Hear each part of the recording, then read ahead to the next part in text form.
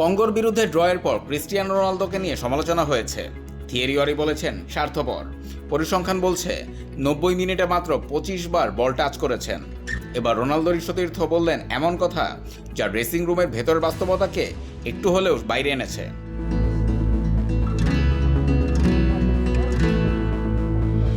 পর্তুগালের winger Francesco Conceição এফপিকে বলেছেন মাঠে ক্রিস্টিয়ানো রোনালদোকে আলাদা খাতির করার কোনো সুযোগ নেই।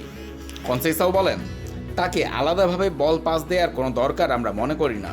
মাঠে যে খেলোয়াড় সবচেয়ে ভালো পজিশনে থাকবে আমি তাকেই বল দেব। ইউভেন্টাসের এই উইঙ্গার আরও মনে করিয়ে দেন রোনালদো দলের বাইরে কেউ নন, বাকিদের মতোই স্রেফ স্কোয়াডের একজন সদস্য, আর ম্যাচ জিততে হলে সবাইকে এক হয়েই খেলতে হবে। তবে সতীর্থের এই মন্তব্যকে পুরোপুরি রোনালদো সমালোচনা বলা যাবে না। 41 বছর বয়সেও CR7-এর গোলের ক্ষুধার প্রশংসাও করেছেন কনসেইসাও। তার মতে গোল করার দিক থেকে রোনালদোর চেয়ে সেরা আর কেউ নেই এবং দলের তরুণদের জন্য তিনি এখনও মস্ত বড় এক উদাহরণ।